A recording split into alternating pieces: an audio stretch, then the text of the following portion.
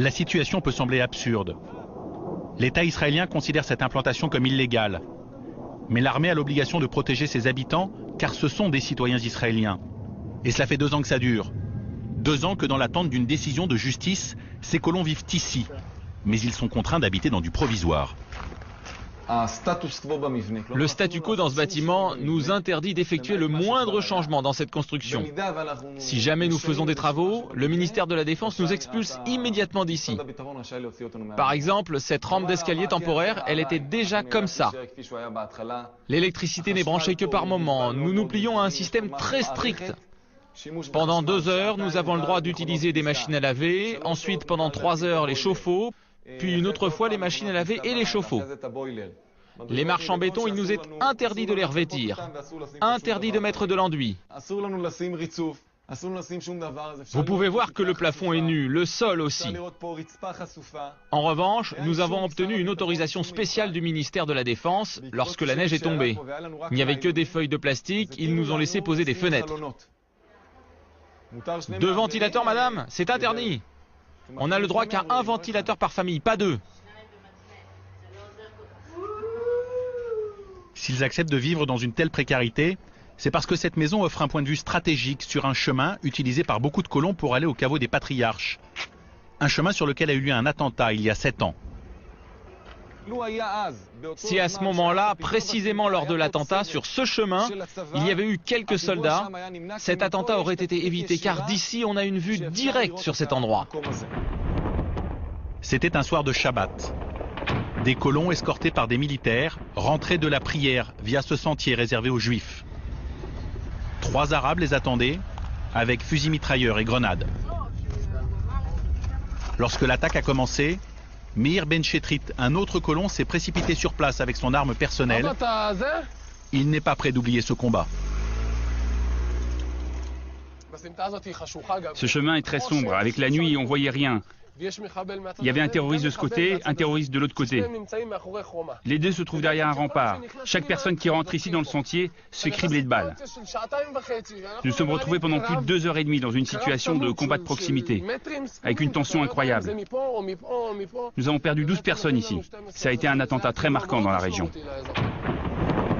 3 civils et 9 militaires sont tombés sous les balles des Arabes. Ceux-ci ont ensuite été abattus, après l'intervention entre autres de Meir Ben Chetrit, ici à droite. À l'époque, il n'avait que 18 ans. Mais décidément, rien n'est simple à Hébron. Au moment où il nous raconte ce drame, le colon est entouré d'enfants palestiniens.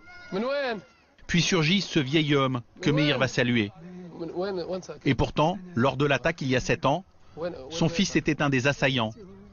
C'est Meir Ben Chetrit qui l'a tué. C'est un conflit et c'est un paradoxe, oui.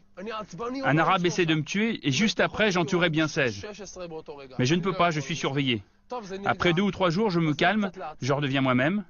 Et si je rencontre un arabe que je connais, mon père a les mêmes ouvriers arabes depuis 12 ou 13 ans, ils sont mes amis. J'en vois un que j'ai pas vu depuis longtemps, on s'embrasse. Un bisou à droite, un bisou à gauche. Certains Israéliens me diraient, mais pourquoi tu embrasses un arabe ? Mais combien de temps encore pourra durer ce voisinage surréaliste ? Ah, qu'est-ce qu'elle est belle.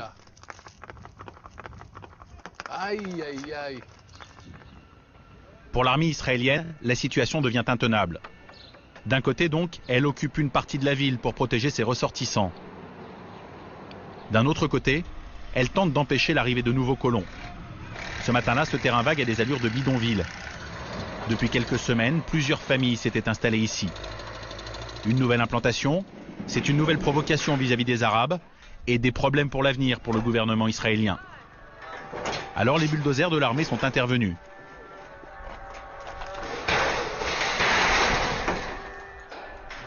Les policiers sont arrivés en pleine nuit. Ils ont réveillé toute la famille.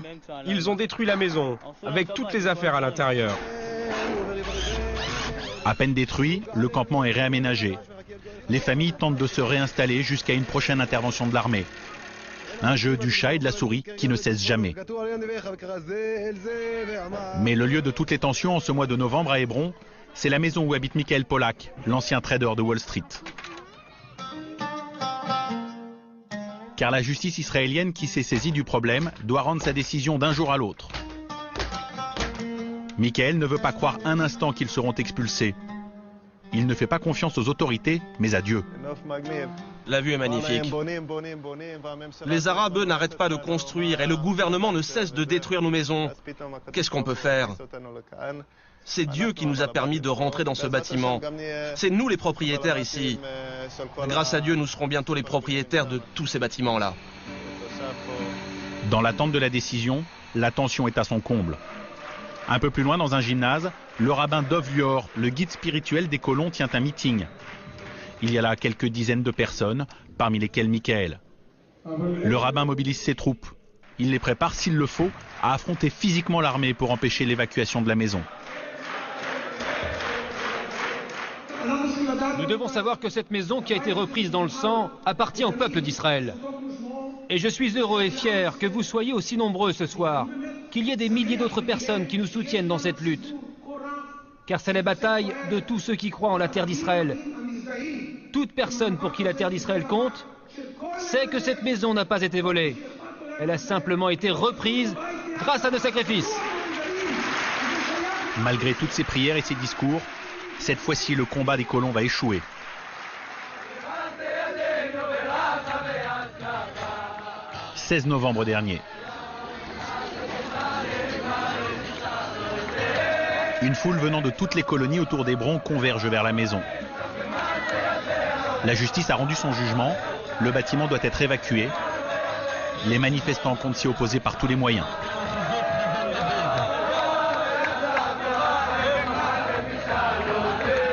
Sur son épaule, ce colon amène une Torah à l'intérieur de la maison. Par ce geste, il fait de l'endroit un lieu sacré et espère ainsi que les militaires n'oseront pas y pénétrer.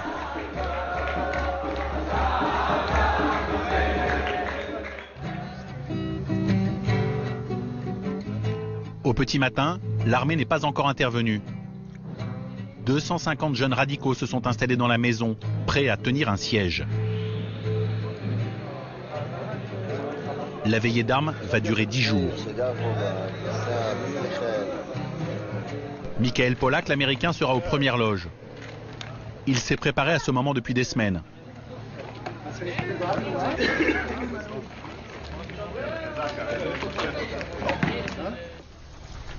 Comment va se passer l'évacuation?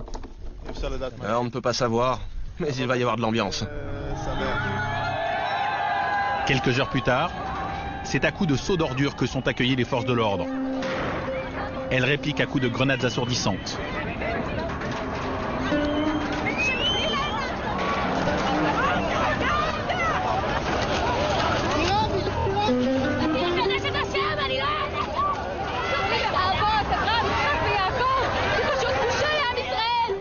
Michael Pollack a été repéré comme étant un meneur.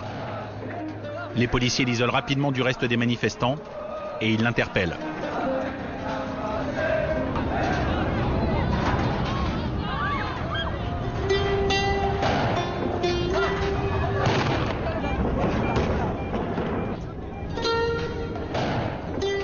L'intervention va durer plus de 4 heures.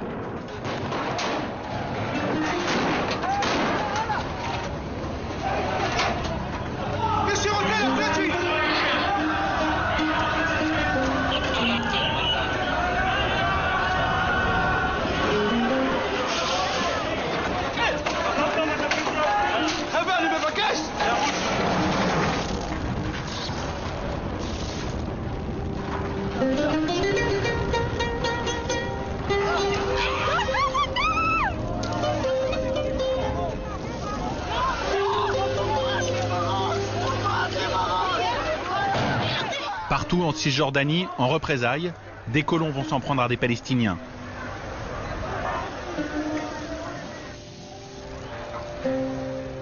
Désormais, la maison restera verrouillée. Elle n'est pas prête de recevoir de nouveaux habitants.